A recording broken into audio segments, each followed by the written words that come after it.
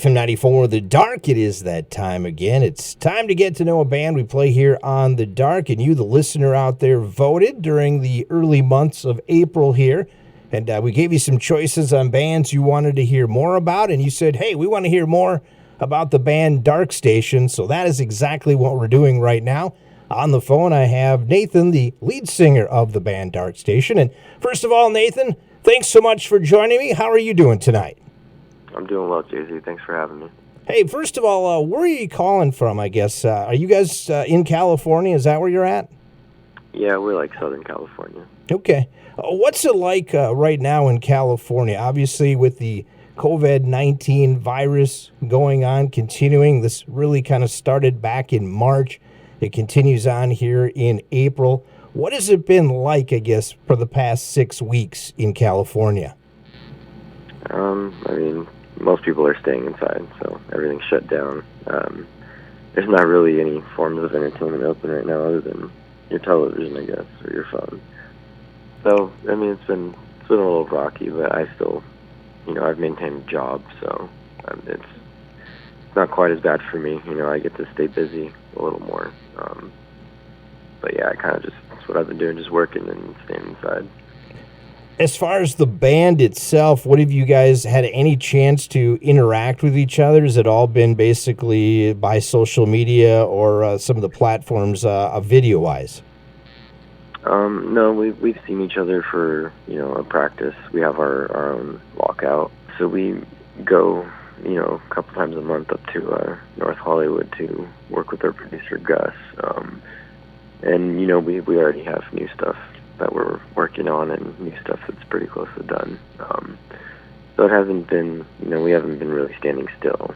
We're also filming this new video thing we're going to do called Bad Comments,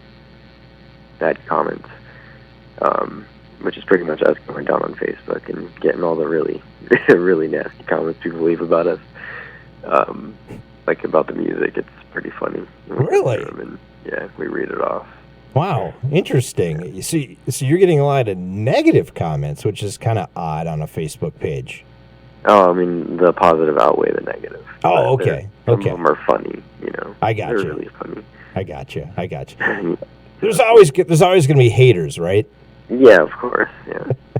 But yeah, no, our ratio is, thankfully more positive than negative.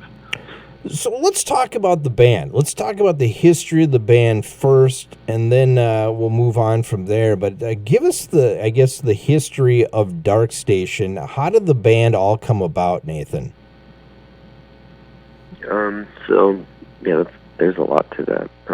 So they all kind of used to be in a band called Behind the Fallen. And about 3 years ago now, I think Eric was still playing bass for them, saw me with an older band of mine perform at Chain Reaction in Anaheim, California. And he ended up taking me, and Behind the Fallen needed a new singer, so I ended up joining them. And then 2 years later, that band kind of dissolved, and then into pretty much what's Dark Station now. And that's where it pretty much happened. And why did why did you guys choose the name Dark Station, I guess? So whenever we talk about Gus, he's kind of like the sixth member of the band. He's the one that produced our first album. Working with him, it wouldn't have come out the way it did. And he had this idea one day, and he kind of word vomited those words. And we were, looking at him, and we were like, damn it, we really like that. We just wish we came up with it. So he ended up saying, you guys need to use this. You need to use this. This has to be the name. So we ended up going with it. We really liked it, and we were like, yeah, I don't think we could say no to that. It's pretty, we just felt it. It felt like it fit everything that we were trying to do. Nice. We're talking with Nathan from the band Dark Station, and you'd mentioned Gus helped you produce the album called Down in the Dark, which came out last October. That is your first album, correct? Yes, sir. What was it like, I guess, to put together a full album? Well, I can't speak for everyone. I think we all had a different experience with the album, but for me personally, it happened at the best possible time it could have happened at, because there was a lot of falling last year for me.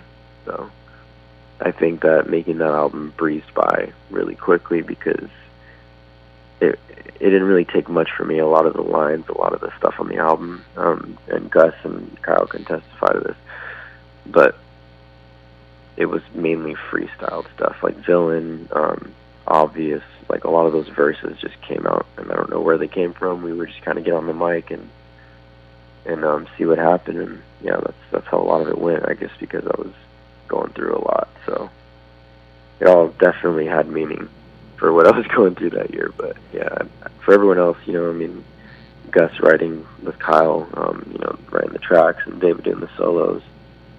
I think it was a really good growing experience for everybody. You mentioned what you were going through in that. What was your upbringing like, I guess, as a kid? And have you always been in the California area? My upbringing was kind of scattered. I grew up in Paramount, LA. Was born in Santa Ana. Then, I lived in East Vegas for a while, Queen Creek, Arizona. Eventually moved back to California to San Clemente, and then yeah, it's I moved around a lot. My mom was really young. Didn't really have a father figure, so that was kind of like, it was just me and her a lot of the time. And she married eventually a couple times, but yeah, I mean, I guess it was anything less than stable. What music influences, I guess, growing up did you have? Growing up, pretty much grew up around hip hop, and then I think I discovered Linkin Park when I was maybe 8 years old. Okay. I think that's what got me into, because I do like other genres of music still, but I think what got me into that whole rock genre part of it was Linkin Park. And shortly after that, just discovering, bands like Avenged Sevenfold and My Chemical Romance and Incubus. I think bands like that really, Brandon Boyd from Incubus, and all the other vocalists, I think those are the ones that shaped me, kind of made me want to do this, Nice. There's a lot more to that, though. Did you ever get a chance to see Linkin Park play? Oh, yeah. Many times then, huh? Many times, yeah. What was that? I got one time to see Linkin Park, obviously, and it was a great show. But what was, I guess, for you as a younger kid growing up to see them, I guess? I mean, I was much older after I discovered him. Like, the first time I ever got to see them was at Project Revolution in 2007. I think that was in Carson. Somewhere around there. Yeah, I saw them with My Chemical Romance and him. A couple other bands were there. But I think seeing them, it's like they're one of the very few bands that can just be better than their album. Yeah. Like, just give you a better show than what you're ever going to hear. Right. I can't explain that, but it's what they do. So let's talk about this. You have a new album that comes out in October. It's been out for almost 6 months now. I think you guys were starting to get ready to do a lot of things here in 2020. And then this virus comes and basically just shuts everything down. And you're a new up-and-coming band. How much has it affected your band right now and the momentum that you are starting to have? I mean, if we're going to be honest, it did ruin the show. We had a headlining show at the Viper Room that we were supposed to play on the 27th of March. And it's postponed now to May 16th, but it'll probably be postponed again. Other than playing live and touring, us finding a new agency and all, it hasn't really stopped us from the most important thing. And the fact is, all the buzz, everything, all the people that have found us, we did that without playing a show. That was all online marketing. And that was, that's what Kyle's really good at, and he knows how to sustain some pretty high numbers. And I think that we can still release a single, we can still release material, and do things like that to keep going. Yeah. But as far as playing shows and stuff like that, I think that's how it's impacted us mostly. And the one thing too with the show, obviously you make some money playing a show, and you also make a lot of money off your merchandise. And when you're an up and coming band, that's how you make your money, isn't it? In a sense, yeah, and it's really odd. I mean, we sold at least, I want to say like $3,000 worth of merch, which we've never played a show for a band our size. I think that's pretty good. Absolutely. Absolutely. Let's talk a little bit more about the songs off the album Down in the Dark, which came out back in October. And the first one that actually I received was back in August, before the album came out, called Obvious. I wrote down a couple of words that I guess what I describe: heavy, eerie. Does that kind of describe the song a little bit? Yes. The music video too, I don't know if you've ever watched it, but that's exactly the vibe it's kind of given off there.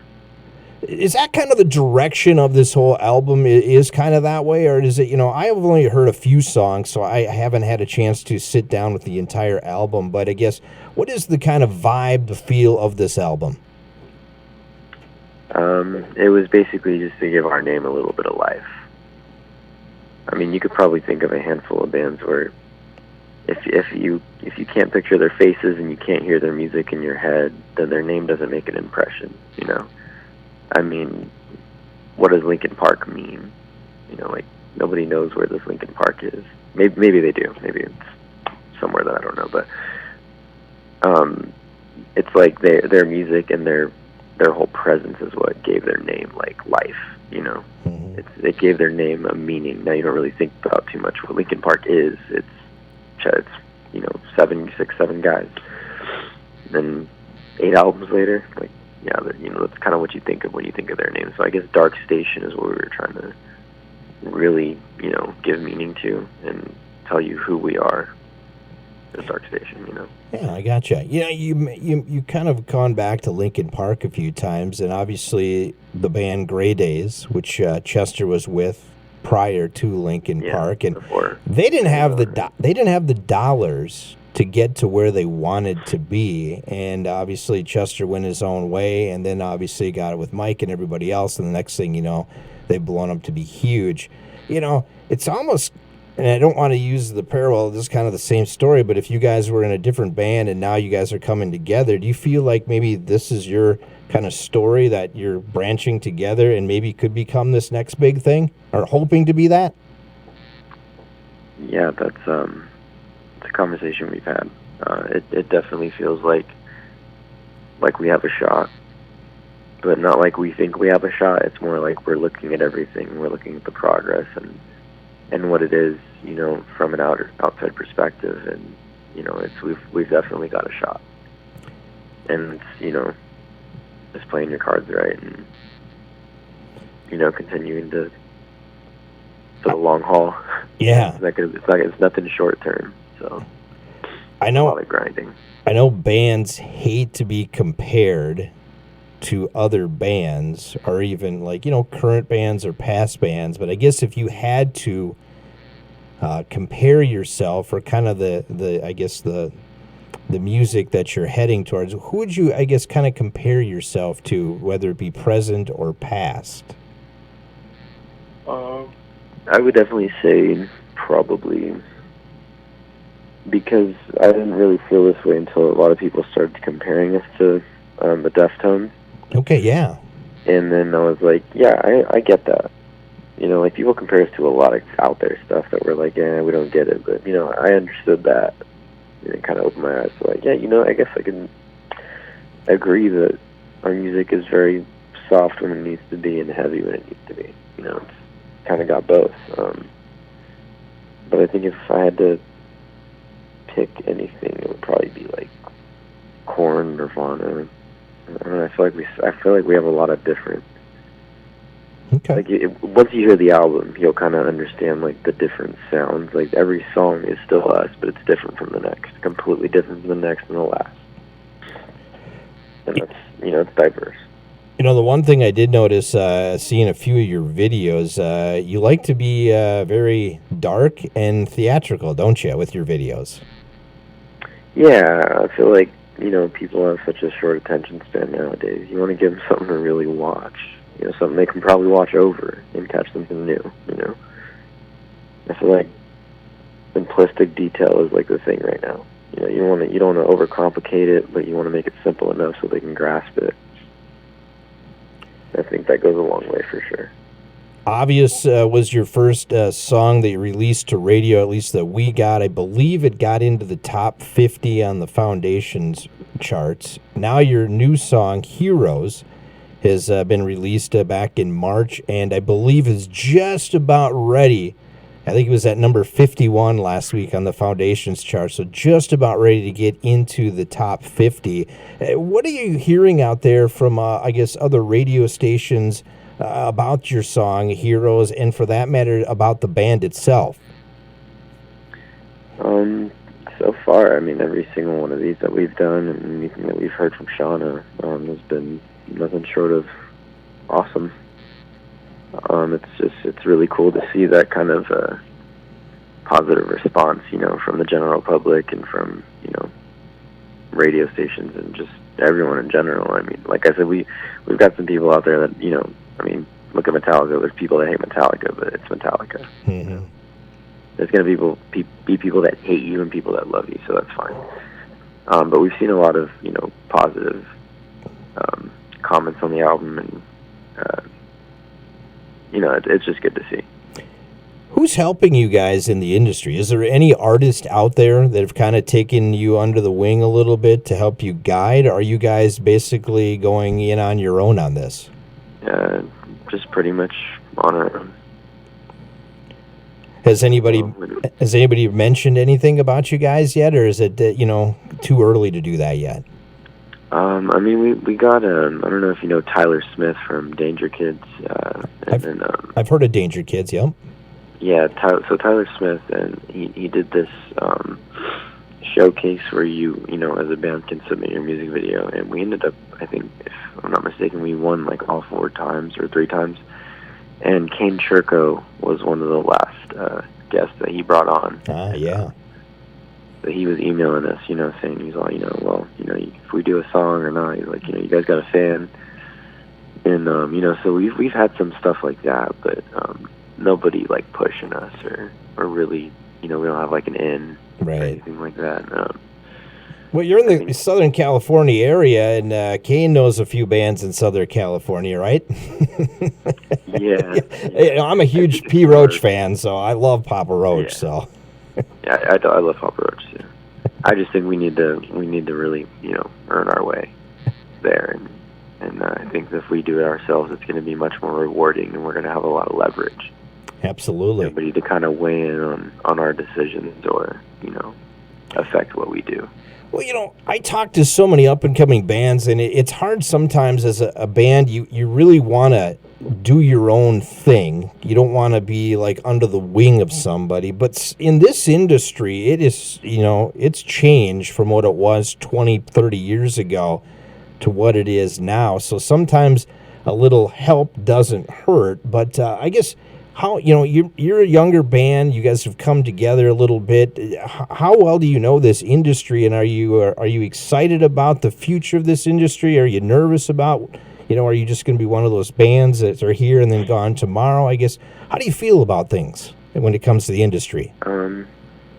So I think that the industry is putting rock music in a really good place right now. I think from what I hear, you have bands like Bring Me the Horizon producing Halsey tracks. Mm-hmm. You got a lot of stuff that's looking real good. More of these artists are using more rock-based instruments in their sound. I think that if the right bands do the right things and bring something really unique and game-changing, as the next generation, like, there's no doubt in my mind that rock can definitely be on more of an incline. So it makes me feel really good because a lot of what we see newer bands doing is a style that we've already, taken and made our own, and there's really good signs. So it doesn't really scare me. I'm more excited about it than anything.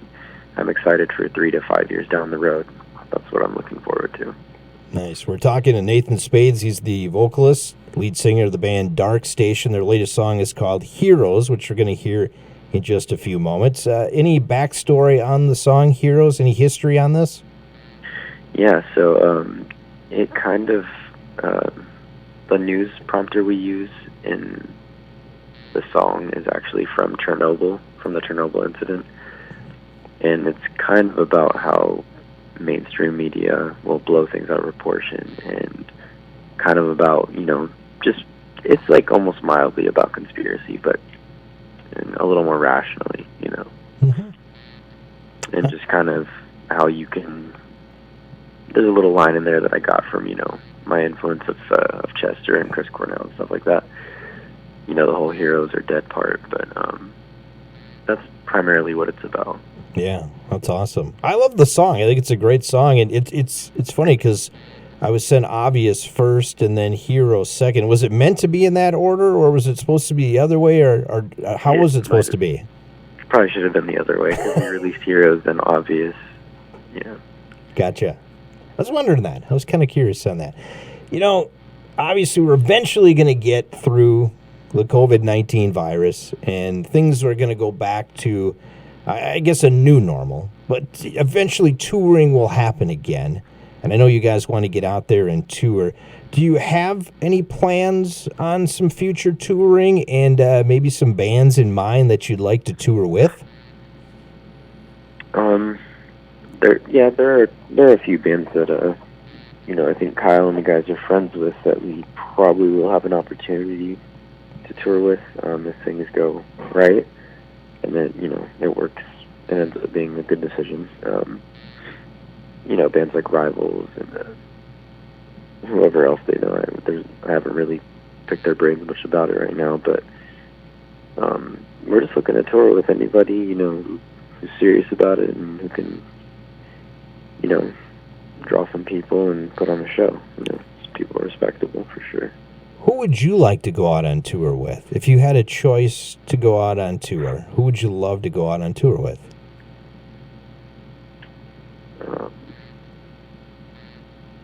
Well, there's a lot of bands. I'd probably say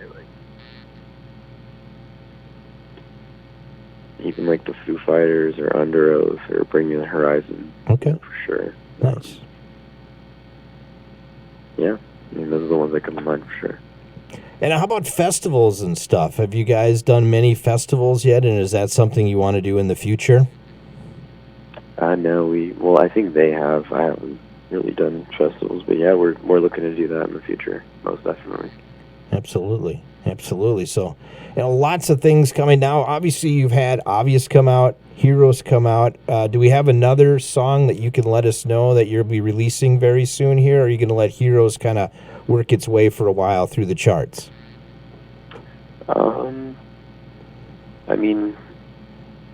We have the album out, so any new material is probably going to, be held off for a little longer. But yeah, we'll be announcing something, in the near future about it.